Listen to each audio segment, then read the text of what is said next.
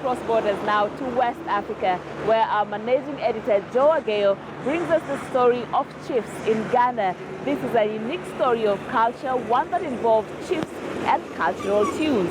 Take a look.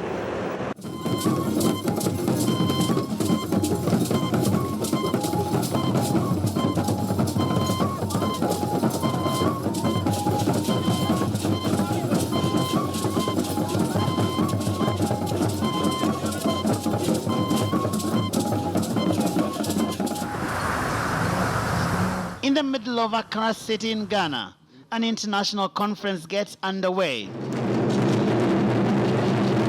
The president is rising to give his speech. But outside, the frantic drummers cannot take a break. They are part of a long-running tradition, whose epicenter is the powerful institution of the chieftaincy.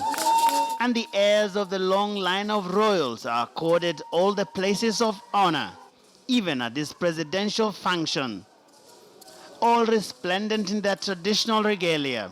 It cuts across various ethnic groups, the Akan, the Ewe, the Inchumuru, and the other northern Ghana tribes. But you don't get the full picture of this elaborate traditional arrangement until you travel north. Here too, the traditional is coming face to face with the modern. These dancers come from different chiefdoms. They are lining up to welcome their respective chiefs at the function. On occasions like this, sons and daughters of every chiefdom work overtime to put up the best show for their royal. They are not politically aligned. You don't elect them, and the government doesn't appoint them. They are hereditary institutions. They hold a special place in the culture of the society, and therefore people respect them for that. Increasingly, they are also very educated people, accomplished individuals who occupy this space.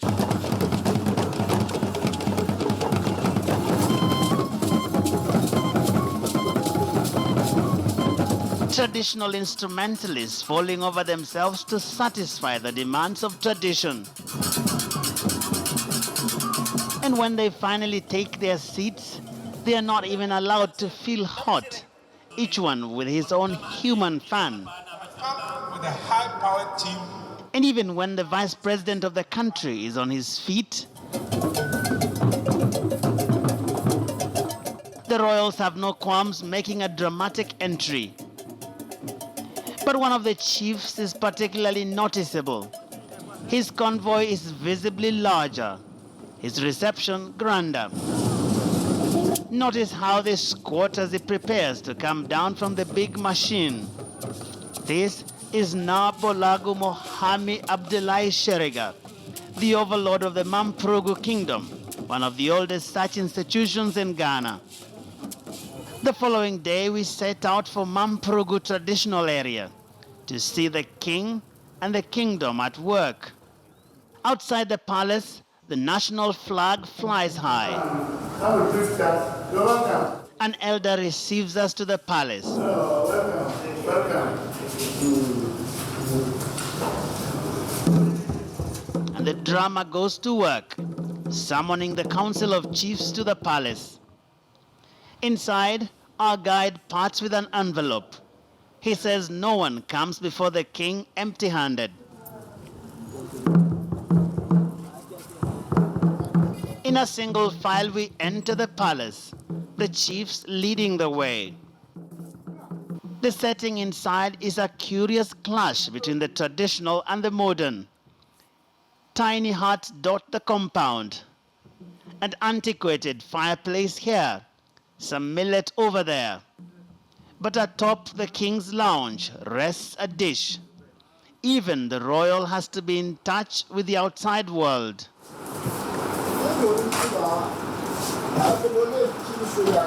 And when the king, or the Nairi as is known here, finally arrives, the salutation is one of a kind.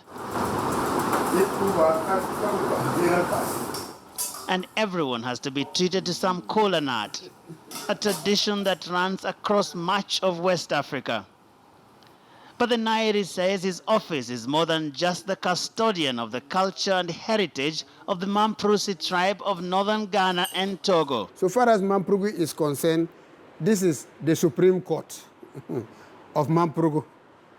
We settle whatever issues that are related to Mamprugu, we try to solve them here. The inhabitants of Mamprugu Kingdom are known as the Mamprusi.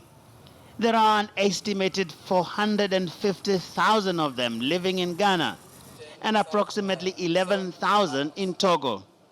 It is the only kingdom in present-day Ghana whose relevance and authority still cuts across national boundaries.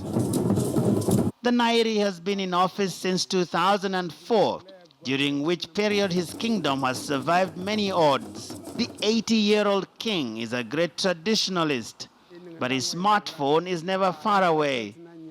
A sizable TV set sits in the corner of his lounge, and the room is kept cool by way of all kinds of modern conveniences. Outside, someone has to keep the horses well fed all day. They are the mark of true royalty here. The horse is a symbol of authority. About here, it is part and parcel of the tradition. The Nairi must have a horse. The Nairi has 14 wives, each with at least one hut. He has nearly 100 children and several times more grandchildren. At the end of the farming season, a community can get bundles of grain and bring to the Nairi. And even when they bring it, they don't even say, get and feed your people. They say, get and give to your horse. Now, in the face of a fast-changing society, the tenacity of this institution of the chieftaincy is simply amazing. And going by how importantly this position is still held in this society, there is every indication that the chieftaincy is here to stay. The quality of the chiefs differ. When you have a developmental-minded, equity-oriented chief, you will find change. That even when land is acquired and resources are generated, they will be put into enhancing the schools, improving the quality of hospitals, and so on and so forth. But when you have a greedy chief, a self-centered chief, then you have an autocrat. In political times, aspirants fight hard to get the slightest endorsement of these men, even though they try to remain above partisan politics. Even development workers now know they cannot do without this age-old institution. We have a culture that depends so much on our chiefs. We have situations, especially in this part of the country, where the chiefs speak for the people. So it's very good to put them up front and get their commitment in what we are doing. And also when it comes to investment and acquisition of land, and the chiefs are the main people you have to engage. The chieftaincy structure may be taking a beating from the pressures of modern times, but it still remains a highly coveted job, occasionally sparking violent clashes. When that inheritance cycle is disrupted at some point, it can generate a lot of violence. So about 15 years ago or so, the chief, when the chief died, then the inheritance cycle, there was contestation over it. So somebody inherited.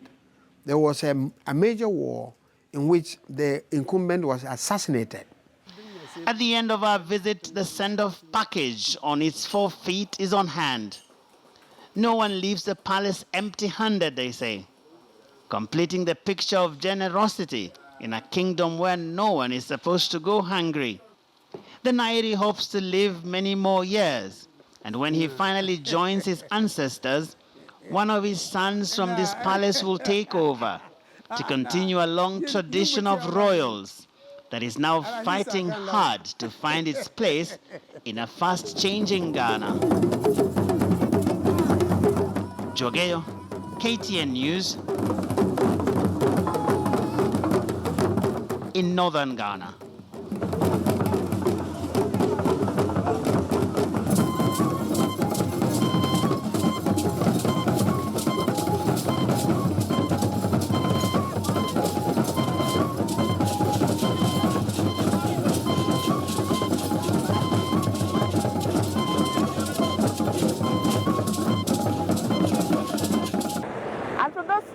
Family Tunes in Ghana is where we wrap up this edition of Replay. We have more episodes lined up for you this month, so I'll be seeing you. My name is Sharon Momanyi. Happy holidays.